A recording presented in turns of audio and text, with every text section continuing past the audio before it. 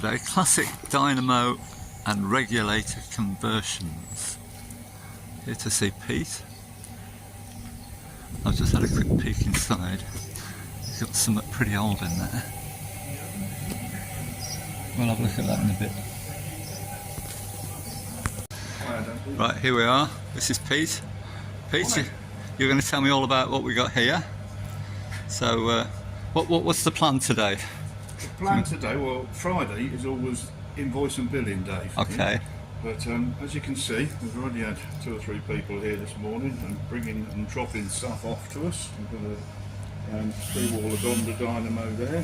That's a motorcycle dynamo. Oh, there's all sorts. Alfa Romeo. Right. Okay. You kept busy then. Oh yes. Yeah. What's this motor here? This motor here is the 1927 Trojan, 2-stroke, made in Croydon. Despite its look, it's on the road. Excellent. And we use it regularly. Fabulous. It's a fabulous car. Really, yeah, really fun. I call it smiles, not miles. Yeah. So this is off a 1939 Hillman Minx. Right. Okay. Which I think the control box is the wrong one. It is. That's a post-war control box, but they were a common upgrade. Ah, right, okay. Because pre-war, sort of from 1935, when regulators came in, it was a quick change right the way through, and then the war came along and technology advanced. And so that's a better one, would you say? Or? Oh, yes. Yeah, yes, okay. That was current right the way through until 1971, the last of the Morris miners that had dynamos. Okay. Oh, you're right. So we established we got the wrong control box here, and this is a one headlamp That's affair. what you call dip and switch. Right. Okay. So this needs extra power to power the other headlamp. It does, yes. And that's achieved through the control box. Is that right?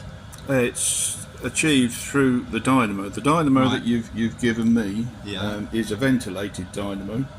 I'm not quite sure exactly without looking what we've got. So we've got a C45Y.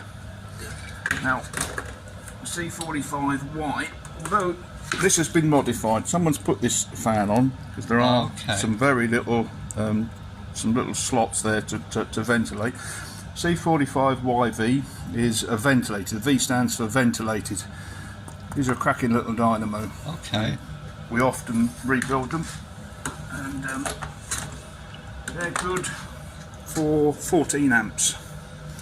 Whereas This doesn't mean a lot to me. with the old 3-brush system, you would have been restricted to 11 amps. Right. In fact, this is 6 volt. Did you say? Yeah. 6 volt. So this the YV is good for 17 amps. Okay. At 6 volt. I tell you where I'm heading, and tell me if I'm wrong with this. Put an alternator and convert to 12 volt, make it future proof. Am I doing the wrong thing there? No, you're going down the wrong road. Absolutely no need. With a car like that Hillman, electrical load is minimal in the first place. Right. Okay. All we need to do is just upgrade this slightly to cater for the extra headlamp. You've now got 2 rear lights as well, whereas originally you only had 1. That's right. So that YV dynamo will upgrade perfectly. It'll handle all that. Yeah. Okay. I mean, you can go to 12 volts. We can rewind those to 12 volts if you Okay. like, but that's a 2-brush dynamo as opposed to the original 3-brush. Right. So it's not outputting all the time. With a 3-brush dynamo, it outputs all the time. It gets hot. Right. This only outputs when it's called upon. That's what the regulator does. Okay. I had one more question which has just escaped me for the moment. I'll come back to that. Right, yeah, the question I was going to ask is if these 2 items are going to cost a lot of money to fix, I might be more interested in rewiring the starter motor to 12 volts and putting an alternator on it. Mm-hmm. Just in case I need a jump start or want to put an electric fan on, or it just makes light bulbs, just makes life a lot easier perhaps in the future. But first of all, we're going to look at this and see if it's see if it's doable. Rewind that as. Do you think it'll need a rewind? If it's never been touched, it's been apart before. Pretty original. If it's just been sort of overhauled over the years, then we're talking nearly 90 years old, 89, 85 years old. Yeah. So 85-year-old rotating electrics tend to be past their best. So we would rewind that, put a new field in it, put some nice new seal bearings in there as well. The regulator we can convert to our electronic regulator, so the whole thing is pretty bulletproof and as efficient as it could ever be. And a ballpark sort of cost? Ballpark cost, let's say we did everything to it, including paint, you'd be looking just short of £600 plus the VAT for the Dynamo, and then the regulator is £165. But it might be alright as it is, do you think? Is there a chance of that? There's a chance that it probably works. Yeah. But as I said, we're talking 85-year-old Yeah. windings here. Okay. I can rebuild it, put new bearings and brushes, I can skim the commutator and make it work, but I can't guarantee how long it's going to work Okay, for. fair enough, You yeah. could press it into service after being off the road for many years, and in 6 months' time when you're out, it fails. Conks out, yeah. So Okay. it's the peace of mind, like you're talking about the 12 volts and getting the jump start. It's the peace of mind thing, knowing that it's fully rebuilt. And how does that compare to converting the starter? There's two ways to go around a starter. If a car is a good starter, i.e. it's on the button and goes first spin, Yeah. you can leave the 6-volt starter and Yeah. run it on 12 volts. Yeah. So long as you're not cranking it over and over and over. Right. Or we can rewind to 12 volts. And sort of cost on that? Sort of cost on that, you're looking a little bit behind the price of a Dynamo, probably £400 to £450. Okay. There's a lot of copper goes into these things, Yeah, and the okay. price of copper at the moment Sure. is unbelievable. Yeah. Okay. All right. Well, can we check that one out now and see how it I performs? can certainly have a look inside. Yeah. Okay, No brilliant. problem. See that. I don't know if you can get your camera in there. But Yeah. if I point with the screwdriver onto that winding there, Yeah. you can see that's an original. That's Yeah. as old as the Dynamo. Some of it's bare, as it were. 'Cause it's wrapped, isn't it? Wrapped in a paper. It is, Yeah. and the shellac comes off as it gets hot. It either goes back to nature, like to a varnish state, Right. or you can chip it off with your fingernails. So Right. that's what you can see. Okay. What you can't see is what's inside. Let me just go and grab. This is the same as what's in mine. This is exactly what's inside there. This is a Okay. C45 YV armature. Now you can see this is an original winding, and you can see, just see there where the copper's starting to show through. Gotcha. Yeah. And the same here. You see this old paper Yeah. insulator, and you can see the copper. And that's bad. And that's what you can see. What you can't see is what's in there. You see all these wires go through this core. Okay. So I say to you, would you want to trust that? Yeah, I see what you mean. That's Yeah. how we look at it. So, but if we rewind that, Okay. then we know that's good. If the commutator's worn, we can skim the commutator. If they're beyond skimming, if they're paper thin, because they do get very thin, where they've been skimmed so many times over the years, you see these things have had a real life before we start playing with them. We can actually replace the commutator as well, if necessary. We can metal blast these shafts, build them up, machine them back to Yeah. as they were. So Okay. Has the So new that's- wire got a different insulation on it? it's got a man-made insulator on it these days. So basically, it's like putting PVC wiring into your house to replace old rubber wiring. It doesn't perish.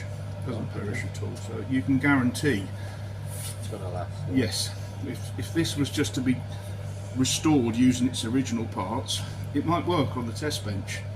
As I say, 6 months' time, 6 weeks' time. Yeah. Especially if the car's been off the road many years. Yeah. You know, shellac has a shelf life. Years ago, if you go back 30 years, maybe 40 years, you could refurbish something like this. 40 years later, we're talking, as I said, 80, 90, 100-year-old windings. Yeah. And they're just beyond refurbishment. Yeah. So rewinding, because I don't want people coming back to me and saying the Dynamo you rebuilt's packed up.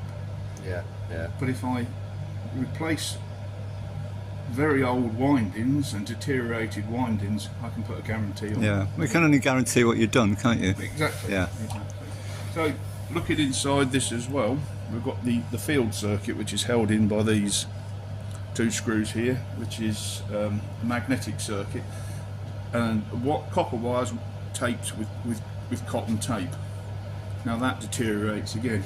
You've got open bearings on that end, and a phosphor bearing on this end. Oil you over oil, as people do, especially now the car is, you know, is more for pleasure than the main user. People tend to over oil. Whenever, you know, whenever you go out, you tend to put the oil can on these things, and Yeah, it's tempting, isn't it, to put too much on? And with all the ingress they've had over the years through the open bearings, the cotton goes back to nature, it rots away, and then the shellac underneath is 80 years old, and that again goes back to nature, and then you get faults. So I've just taken this one in here, 1931 Lagonda. That's exactly what's happened in there. The field has just so deteriorated that it's shorted amongst its many windings. I've got a field down here I can show you. You put sealed bearings in there, do you? Yes. Phil's a bearing man. He'd worked at a bearing company, so he. All right. He's, Yeah, he's we clever always with try. We bearings. always fit. We only fit quality sealed bearings, Japanese or British made. So this is. Oh, sorry about that. This is. Now this, as far as fields that we remove, is probably on the better side. But you can see, being a natural substance and cotton being natural as well, you've got mould, which causes rot. So what's the length of wire in one of those? Depends on whether it's 6 volt, 12 volt, how big the dynamo is, but generally there's probably, in a set of cars like that, there's probably, Let me have a guess. 50 metres. you know, you can probably double that. Yeah, okay. Yeah. And the bigger ones, the really big ones. If you look at this is another set. This is a 4-field dynamo. Well, I'll leave that to you, just to zoom in on these. And there you can see it as well. You see, it's rotted, it's brittle. Yeah. So it's been heated up and cooled down so many times over the years. Would you trust that in your car? No, I guess not. Some people, some rebuilders would re-tape that. They would cut that tape off. But what you're looking at is under here. See, these copper wires are individual copper wires that are varnished.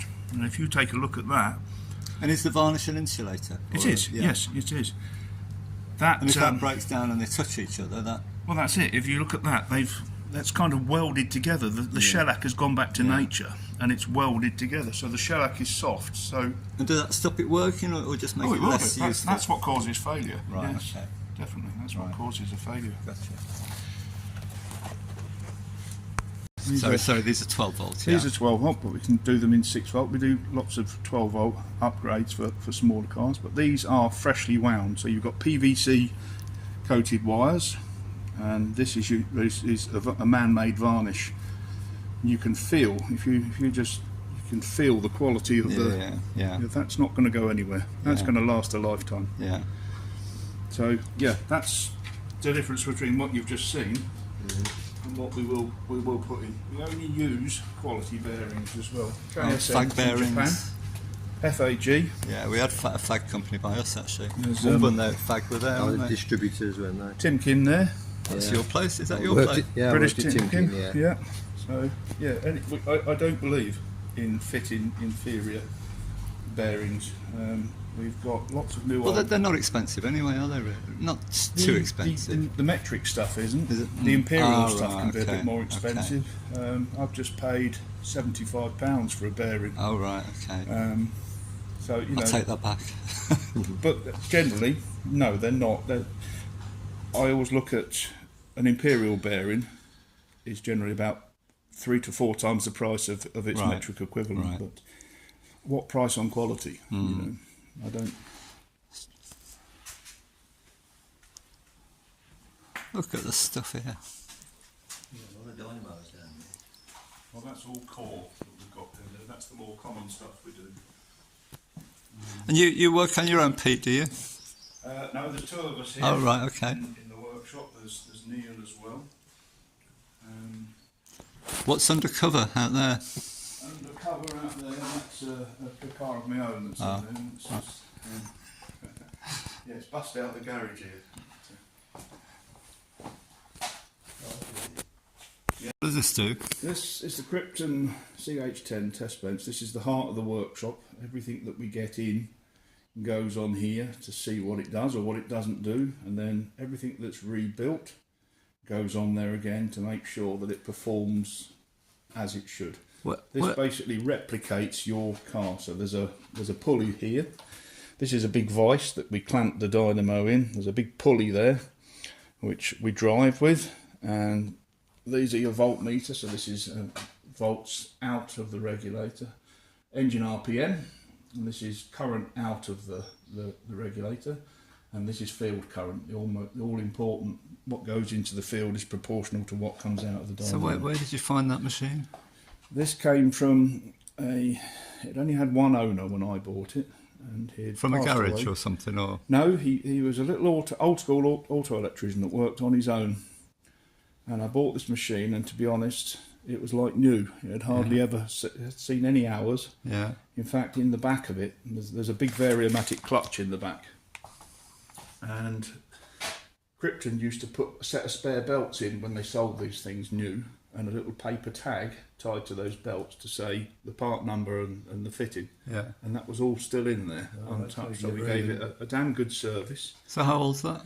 This is 1979. This is the last ones they made. So it's, you know, hence this cage had to go on. The previous one, it's open. This was all open, flailing Nothing about. wrong with that. So, is this just for testing dynamos, or can you do alternators on here, or? I can test alternators on here. I can test starters on here as well. It's got a brake test on there for testing starters, but most of what we do is dynamos and regulators. I've altered it over the years to sort of make it just for what we do. It was built to only test negative earth, where you could test positive earth on it, but it meant shunting things around. So I've altered things, so it's just a matter of swapping two wires over. And how long have you been in business here? In here since 2016, but I started the company in my garage at home in 2011. Right. And what's your background? My background is anything mechanical. I started out as a household electrician, then went into auto electrics.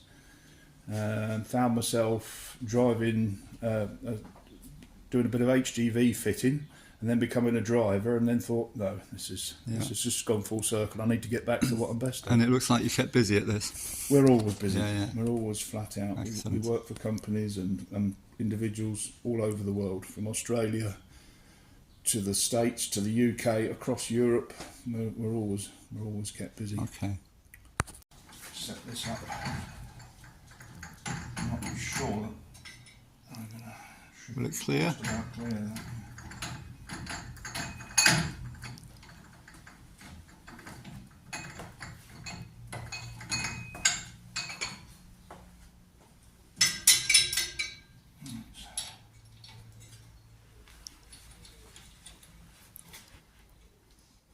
So the motor test is not conclusive. Okay. It's basic schoolboy science. Okay. It's a basic circuit that if you motor it, in other words, if you put current into it and a voltage into it, it should turn like a motor. Yeah, I did get it to turn. It was a bit sluggish. Or I thought it was.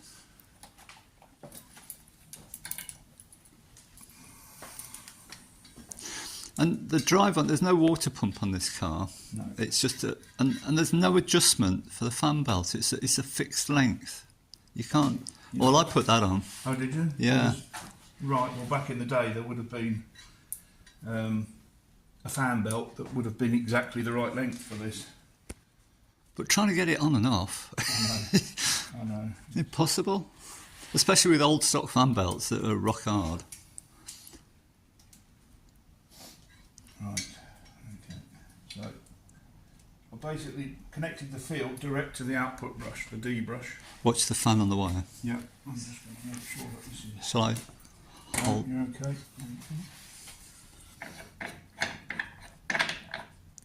Oh, this is lit up. Yeah, that's just to tell us. Right, so now this... So that's motoring. Yeah. So at the moment, all we can say is that's working. There's no doubt that would output, Okay. but... So could the control box be weird? Could the control box... Control box be wrong or broken? Or more than likely. the fault of the control box. Okay. Because even that control box, if it's the last of the RB106s, it's 55 years old. Okay. Could that be tested or easily or not? I'd have to take all. I can test it on my Dynamo. I can't test it on this without taking all this off. Okay. You want to? So we're going to test my control box on a different Dynamo, because my Dynamo's got all the pulley and the wrong stuff on it. So I'm just going to see if my control box works with this Dynamo. So this is just a little test block that makes connecting any regulator simple. Where's it gone? No, just now.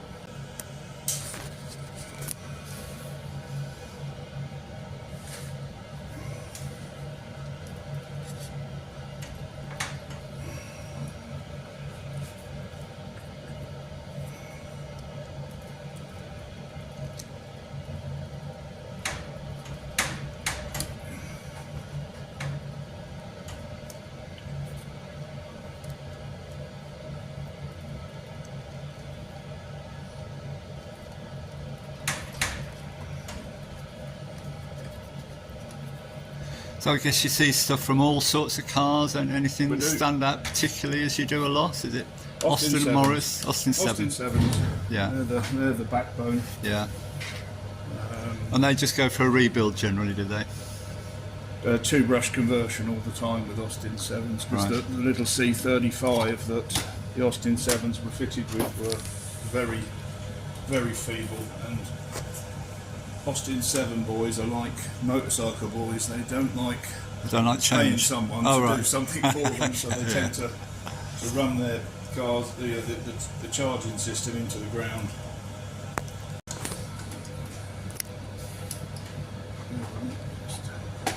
Put that on for the testing, and then we can.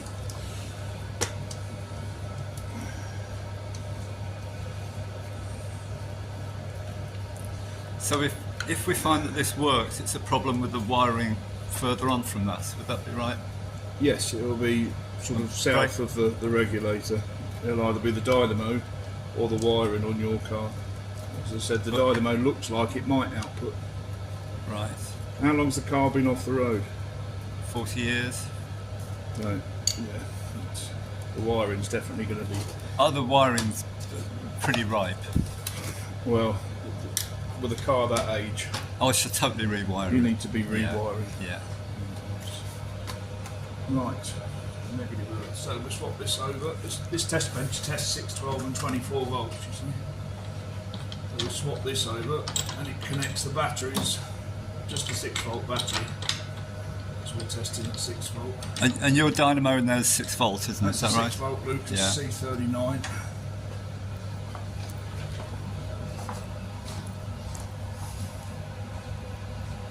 This is the old school way of doing it. Yeah. We're still set to negative. Is that Yeah, right? we're set to negative earth. Well, that's sort of what we test everything at, and then if the customer's car is positive earth, we'll then set it to positive. We'll polarise it to positive Okay. earth.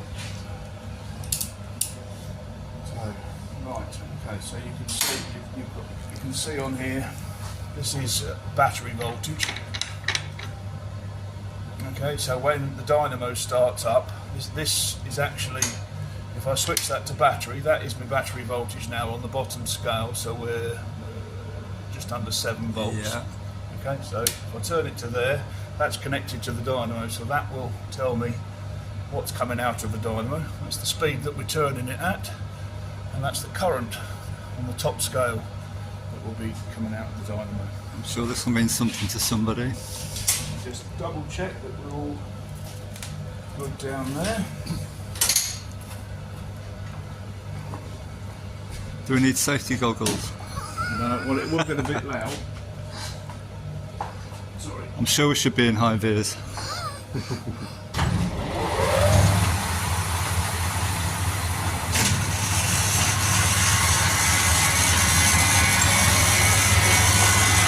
Hold it up to speed. This is equivalent to RPM on the car's rev counter. Now at 2000 RPM. got nothing. So the regulator Well, that's knackered. is not doing its job. Doesn't matter how much I spin it. Nearly 3,000 RPM, nothing. So the cutout inside the regulator box has failed, and I would imagine the regulator is not far behind it.